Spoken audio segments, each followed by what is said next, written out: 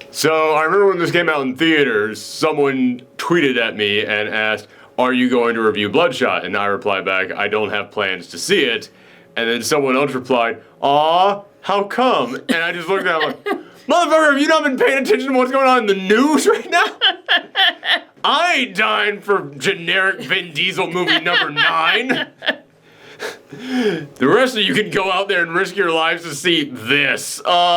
Hey everyone, it's me, Aaron. I'm Michelle. And I am actually really glad that movies are now coming to on demand, because I've been saying for a long time now that, we've been reviewing movies for many years, and I try to review, at least one thing every single weekend, but there's so many weekends where I look at what's coming out and I'm just like, that is not worth hopping on the train, taking a half-hour crowd-ass train ride into the city, then going in there, avoiding the crowds, getting into the theater, then coming on back. It ain't worth all that. It's amazing how much more you like things when you don't have to work for them. When you just sit down and go, yeah, okay, right here, bam, bring it. So, yeah, everything else in the world sucks right now, but the fact that I didn't have to leave my house to go and see Bloodshot is actually kind of nice. Listen, okay, this movie's fine. It's fine. Yeah. It is probably like a right down the middle. Like you said, it's your very basic, generic Vin Diesel. It is a basic-ass, generic Vin Diesel film. That is what this is, yeah. And I'll be honest with you guys, I'm not a fan of Vin Diesel action films. I don't watch a lot of the Fast and Furious ones, and I know they're like the exception to the rule, but all the other Vin Diesel action films, they're kind of like interchangeable with each other, and it's because Vin Diesel is one of those action stars who has it in his contract that I can't be hit more than 3 times in a movie. I'm never allowed to be knocked out in a movie. I'm like, well, then you're not interesting. Yeah. That's always been my rule. I find the action heroes who get the shit kicked out of them way more interesting. Like, everybody talks about how John Wick is unstoppable. John Wick seems unstoppable because he gets, just his ass kicked throughout the entire film. But he always wins, so we're so much more impressed by him. When Vin Diesel is, literally bulletproof, it's like, I don't give a shit about you. But in this film, there's an actual reason for that. Yeah. There's an actual reason for it, and it is something that has to do with the character. It is, his power from the comic. I'm like, okay, there's the one time when Vin Diesel's I'm an unstoppable juggernaut. It has to be that way in my contract. It actually kind of works for the character. So I will give him credit on that, and that's why I actually did end up enjoying this a little bit more than most other, Vin Diesel action films. But that being said, this film has so many problems to it. It still, in the end, came out fine to me, but it has so many problems. So you're more familiar with the Bloodshot comic than I am. Yes. So. Which is good, because you don't even know who this character is. Nope. So that makes you 99.9% of the population. So yeah, that's going to make this a good review, because I'm interested in knowing what you, as someone who doesn't know the character, thought compared to me as someone who did know what the character was. But for people who did not see this film, what it's about is that Vin Diesel plays himself, and he is a special forces soldier guy. And it starts off with him going off on a mission, then his wife ends up getting kidnapped, she ends up getting killed, and then he ends up getting killed, but then he reawakens in some high-tech lab. And this is basically like RoboCop. It's very much kind of like RoboCop. Yeah, I was listening to a review out there, and someone said, yeah, I thought this thing was really stupid, but then that twist came in there. And I was like, the twist is... Okay, if you don't know the character, then I can understand you saying that you didn't see the twist coming. Wait, the twist is literally in the trailer. Wait, we've all seen RoboCop. Okay, never mind. Yeah, so he wakes up in a lab somewhere, and they're like, no, we rebuilt you. We gave you these nanites in your bloodstream, and they will repair your body instantly. They will bring you back instantly. Any damage you take, instantly heals you back up. And he then all of a sudden slowly starts to get these new memories coming back, and he's starting to remember, wait, I had a wife, and something happened to her. And so he goes out there on a vendetta to kill the guy that killed his wife. And when did you realize what was going on? Well, basically... The twist, when did it hit you? I guess, when what was like Cyborg Legs was like, I gotta like do this shit all over again, or okay. So like it hit you when they actually said it. Yeah, but it's like at the same time, it's like they did mention it in the trailer, so All it's right. like not much of a twist. It's not like much of a twist at all. No. yeah. Yeah, like it does kind of like show it in there, but yeah, let's go ahead and get into that. For anybody who doesn't see this coming from a mile away and didn't watch those trailers, again, normally we would save this for the spoiler part, but again, this isn't like this is literally the only thing interesting about this film in here. Yeah. This is literally the plot of the film. It's the plot of the film. So it can't really be a plot twist again, if it is already the plot. Again, it's in the trailer, and also, this film introduces this twist like you, the audience, are supposed to know it already. That's one of the weirdest things about this film. That's the thing that really frustrates me. Is like, they just want you to like get to the twist, but it's like, no, that's not how movies work. It's like you have to like build up character and like, and you have to like. Did you just sum up my feelings on how the plot goes in this film? That's not how movies work. It's like it was going way too fast to get to that part, and it's like this film suffers from This film absolutely feels to me like a bunch of guys who already knew everything about this, and they were just talking amongst themselves about the stuff that they already knew about this thing. It's like, dude, you have to sell it to the people who don't know this. Yeah, otherwise we're not going to get invested. Yeah, because, so the twist is that his wife isn't actually dead. She wasn't killed by this guy. This guy was another guy who was an enemy of the company that was now building Bloodshot, and... which by the way, it just hit me. They never say his name in here. I don't think they never say his superhero name. Interesting. I don't think so. Maybe I missed it. What's the superhero name? Bloodshot. Oh. Yeah. Well, I guess they mentioned his eyes were bloodshot at one point. I don't know. So anywho, what the hell was I going to say?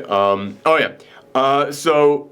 We eventually find out that the person that he thought killed his wife, that was a fake memory that they implanted into his head, and then as soon as he's done with that mission, they implant a new memory into him. Yeah, it's like basically the same thing, but different bad guy who killed his wife. Any guy that they need to take out, they just keep giving him a new, like, this is the guy that killed your wife. This is the guy that killed your wife. This is the guy that killed your wife.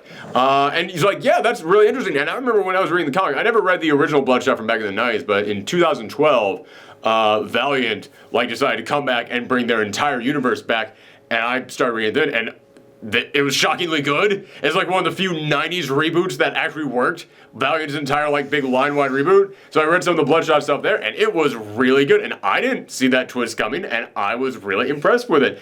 And the reason why I was really impressed is because they slowly put it in there and let the audience kind of figure it out. You gotta build it up. Here, as soon as he's done with the mission, his body starts failing him, so they put him back on the big recharging station, and then the guy, there's two other guys who work there. There's three, but one of them is clearly the she's gonna turn and be good character. The love interest. Which, granted, they didn't do that. I'll say that they did not do that, but man, they kind of lean into it.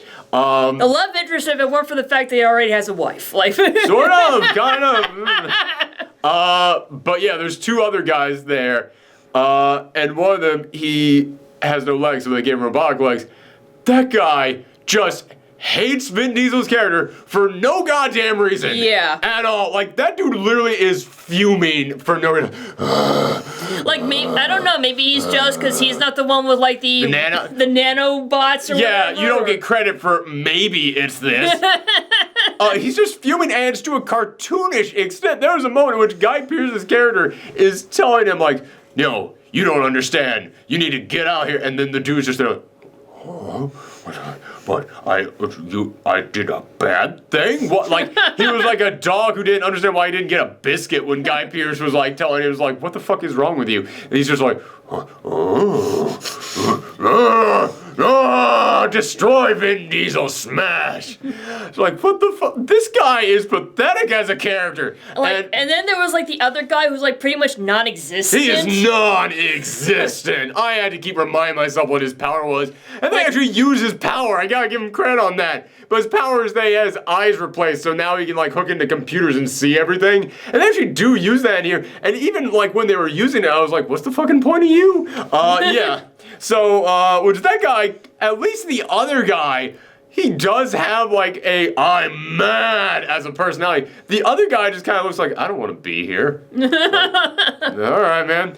But what the hell was I going to say here? Oh yeah, the way that's introduced is that as he starts crashing, they put him back in the bed, and then what's his face? The guy with the no legs, he comes up. And he takes some gum out of his mouth and he puts it underneath the table that Vin Diesel rests on. And you see there's a bunch of gum under there. Like, oh, that's a pretty good first hint. That's a pretty good first hint movie. Okay, that's a pretty good first hint.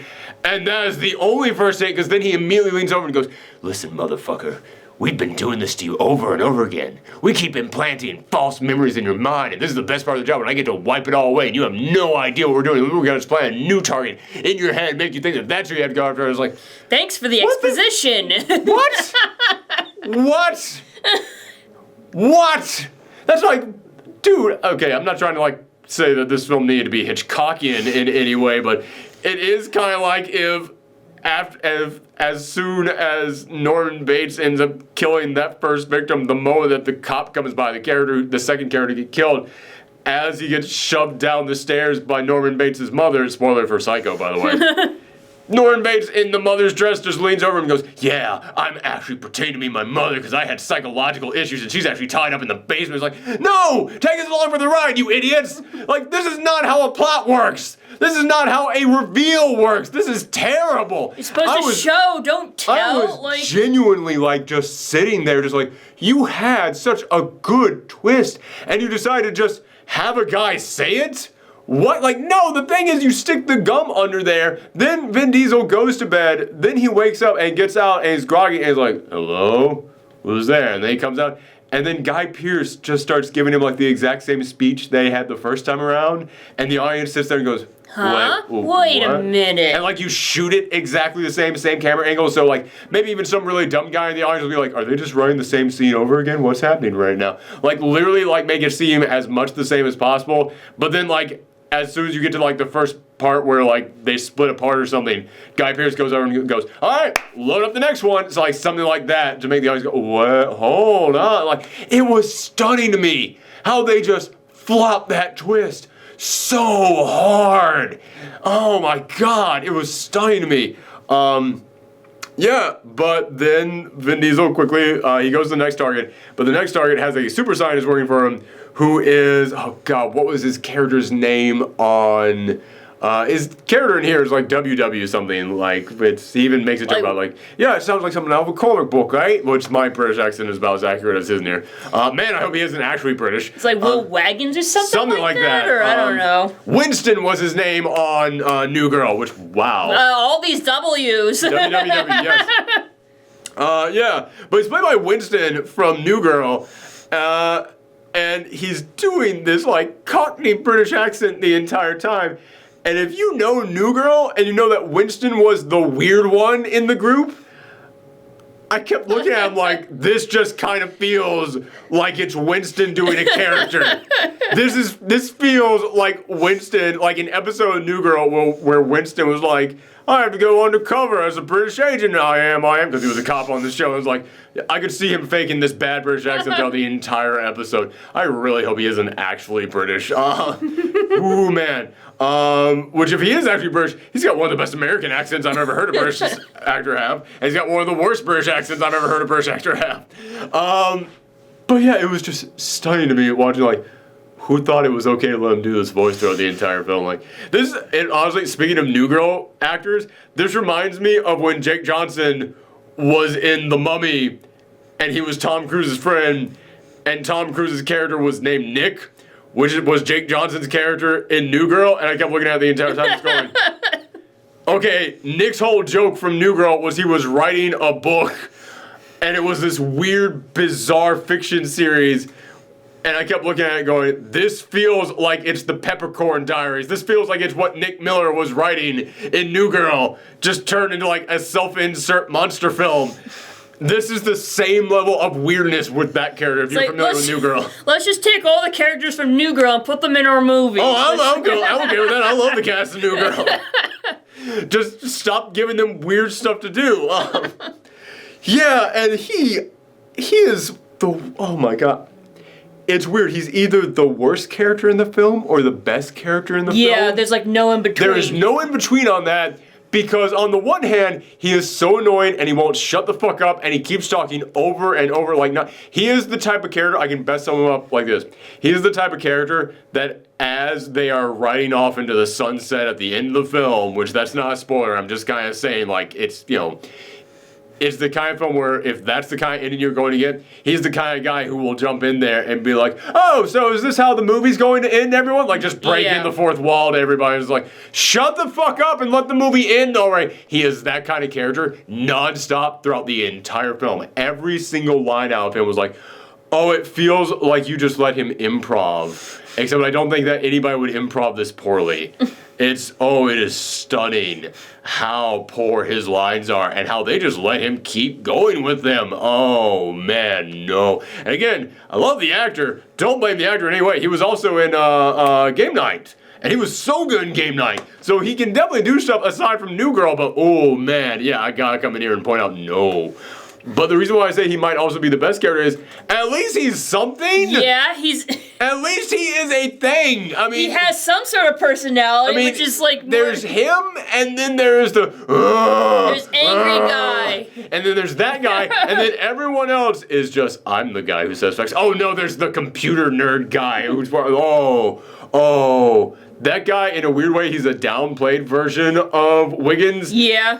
And yet that somehow makes him worse. Because at least you feel like Wiggins was supposed to be like, I don't know, maybe comedic relief or something, I guess. Or like have some sort of importance at least. He was supposed to have some kind of importance or something? Yeah, the because other guy is just like, oh, no, we don't need to cut back to you, man. We don't. Yeah, it's like there's like, the computer guy literally says, "Oh, Wiggins, he's way better than me. He's the only one who can like duplicate these codes and stuff. So we're screwed or something like that." My god! I'm sorry, it's slowly dawning on me when we were talking about bad pacing in here. Okay, you know what? This movie is up on demand.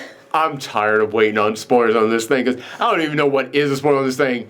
Because again, it's one of those things where it's like you kind of know what's going to happen in the film. You kind of know. I mean, it's not like there's any huge twist. The only huge twist is that one that's in the trailer, and they don't even do a good job with that twist. Yeah. So I'm like, fuck it, we're going to go into this. Wiggins activates an EMP at one point, knocks Vin Diesel's character out as soon as he is done killing the guy that Wiggins is working for, and then he's like, yeah, well, that guy was kind of keeping me held hostage here and making me work for him, but now I've got you offline. So the nanites are still working, but you can't like use the internet in your mind anymore because then you'll connect to their mainframe. They'll be able to start hacking into you again. And he's explained to him, yeah, they've been using you for this. They've been faking your memories on this. Vin Diesel is 100% just willing, just like, all right. Yeah. I guess I believe everything that you say now. Okay. Just like, there is like, no, what are you talking about? What? So you're lying. Stop it. Like stop it. And like no like struggling with like conflicting memories in his mind or anything. Just like, I see. Guess it's time to go and get revenge. What? So like you're just all right, nothing. I was like, I don't care as long as I get revenge on somebody. I was hired to murder things. I'm in this movie to murder things. I don't know why I'm Sylvester Stallone all of a sudden.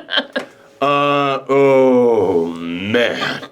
It is stunning how they're just like, so we're just not going to bother with emotions. That just gets in the way of everything. Just, fuck it. Next scene, next scene, next scene. Mm-hmm. We gotta move this baby along, everybody. The only time they kind of do that is that there is a moment in which he does track down his wife. I thought that scene was all right. That scene had some emotions to it. It did actually have Vin Diesel having to act a little bit. I was like, okay. I guess. I kind of felt like the kid Listen, actor I'm looking for anything I'm looking for anything to grab onto at this moment right now, but as you were saying. It's like, the kid actor seemed phoned in, and it's like, she claims that she has a husband, we never see him. Don't see it. I was like, only the daughter. The moment she was like, yeah, I have a husband now, I was like, when does the reveal come that it's Guy Pearce? When does the reveal come that it is Guy Pearce, the guy who was running the company that rebuilt Blood? When does that reveal happen? No. Okay. Nope. So who is he? No. Nope. Nope. All right, so no importance. All right, cool. All right, like, or maybe just like a reveal that it was somebody else from his squad that he used to work with, someone else that he knows. And it's like he has to like link new memories together and like get it all back. You don't get none of this. You get nothing. You get nothing in here, but it was like, okay, some emotions in that scene. I'll give it something in there. All right. Now, as for positives in here, the action's all right. It's not bad. It's perfectly fine. I'm really trying here, guys. There's some interesting set pieces in here, like the first time they kill someone, it's in a tunnel, and I actually kind of got pissed about this because it's in a tunnel and they blow up a truck that's carrying flour. So it looks like there's snow going all throughout there. But then you see like Vin Diesel running through the flour to kill people, and if you know the comics, Bloodshot, he's got a big glowing red circle on his chest. Well, it's not glowing, it's just like a big red circle on his chest. And his skin is completely white. And Vin Diesel doesn't have that in this film because it's Vin Diesel. You don't want to do that. At the very end, he gets it for like a 3-minute scene. It was like with him going Super Saiyan. He went Super Saiyan at the end of this. Yeah, and that's how he got his white skin. So. Yeah, exactly. So at the very end of that, you get that. But I was just looking at this like, hold on. This is like the one time that we actually see the red circle on him is when he's fighting in this darkened tunnel. You see the red circle going up, and he's running through flour, and I was just like, oh, fuck you. Oh, is this going to be like, okay, this is going to be like when you have to turn to the comic book audience and go, yeah, okay, he now looks like he does in the comic, but he's not going to look like that ever again. Like, is he only going to have white skin because he's running through flour in here? But the entire tunnel is lit in red light, so everything is red, so it doesn't even mean anything right now. So it's like, so the one time he actually gets to look like Bloodshot, you're not even going to show it, but then they actually do have him look like Bloodshot for 5 seconds at the very end of the movie. But it's okay. But, you know, can't have him look like that for long because it's Vin Diesel. He has to look like Vin Diesel. Yeah, Vin Diesel, man, he is a guy who he can act. I have to come back to that. He can act. He's not in this film. He's not at all. Man, and there's so many lines here that are just the most generic ass. Like, they are so... Like, they literally, like, make fun you of took everything from me! No, it's like, they actually, like, point out, like, oh, you just got that from a movie or something like that. Several times. It's like, pointing out how generic those lines are not gonna make it any more entertaining or funny. Like, and there's so many things in here that are supposed to be jokes. Yeah. But the setup for them is so bad. Like, there's a moment in which Wiggins is like, oh, I think what you meant to say was, oh, thank you, Wiggins. And then, like, Vin Diesel walks back into the room and he hands him something and goes, thank you, Wiggins.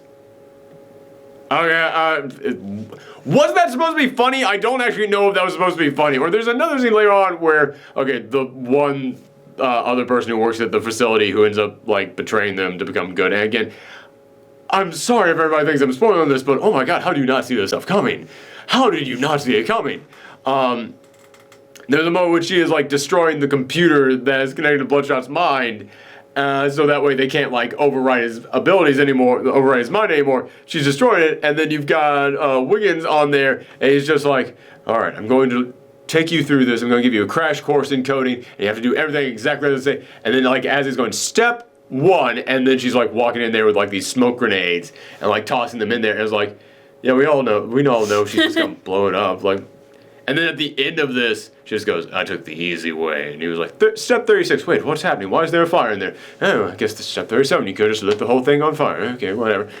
And I'm like, again, I can see how that was supposed to be a joke, but you can't really have a joke when you also do, like, the slow down so everything looks badass. We're like, this movie does not know how to, like, have multiple tones in a film. Like, he doesn't know how to put a joke in the middle of action. Also, speaking of those computers, they never explain how the nanites work. They're like, yeah, the nanites need to recharge. And I was just like, cool, how? Because, again, in the comics, Bloodshot needs protein to make it happen. Like, I remember there was, like, one comic where he got, like, his face blown off, and then he just, like, walks with, like, half his body, like, blown off over to a farm, and then the next scene is him just eating a raw cow. Which I can understand why they wouldn't do that in this film. But something, man, like, instead they're just like, yeah, he just needs to recharge. And then, like, I thought his bed would be where he recharges because that's what they said in the movie. That's what they said at the beginning, but then you're kind of just like, no. This is where you're brainwashed again.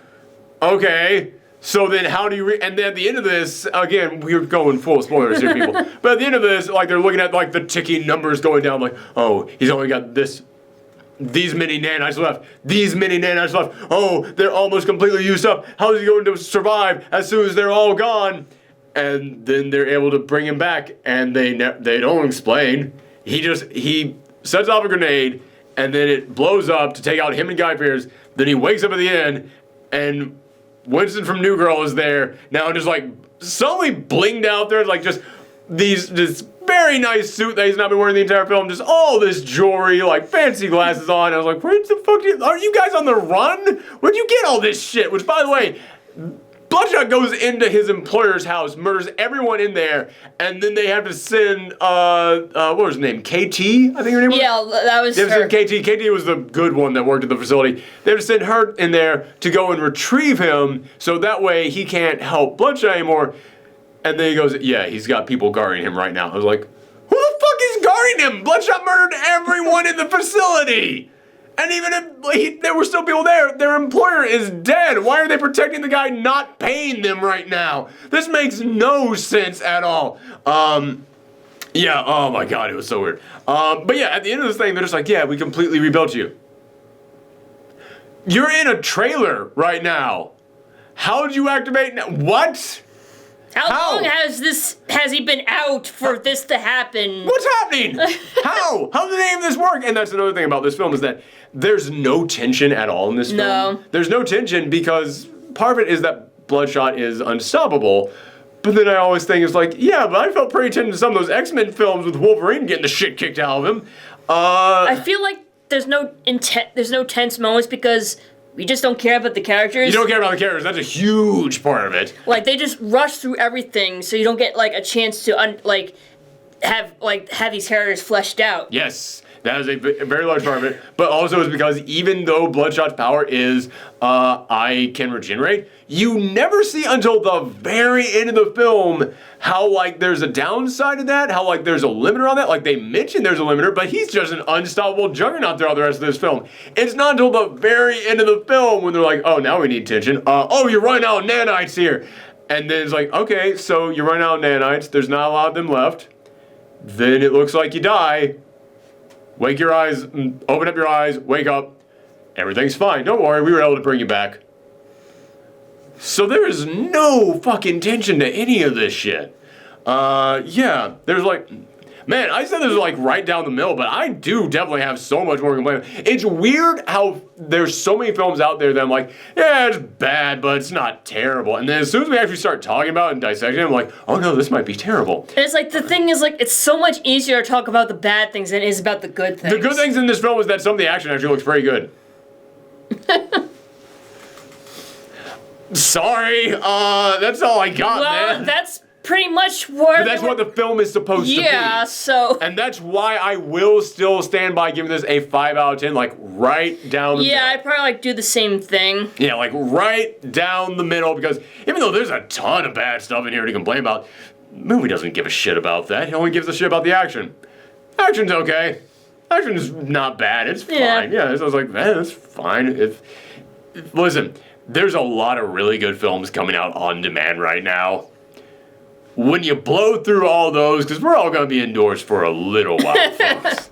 When you've blown through all those, and then you've gone through all the other things out there that you've been meaning to watch, if you're still curious about Bloodshot, then watch Upgrade, because Upgrade was amazing, and all you skipped out on it. And I couldn't help but look at this film, like there was the moment in which Guy Pearce is talking to him inside of his head, and it's like, yeah, they can reach in and take control of you. And I went, I want to watch Upgrade again. And none of you motherfuckers did! And the film was amazing! Yeah, Upgrade, it's so, like, listen, if you were disappointed by Bloodshot, if you were disappointed by Venom, go watch Upgrade. It is like the perfect merger of both those things, plus RoboCop. And it's great. It's so good. Watch Upgrade, everybody. But then after you've seen that and you're still looking for something to watch, this is fine. It's fine. It'll get you through the night. It'll do just fine. It's all right. Yeah, that's the other thing about why I think I'd be more negative on this film. Like, if this film came out, like, back in February when there wasn't anything in... Yeah, like, if you actually, like, went to the theater to see this. If this movie came out in January...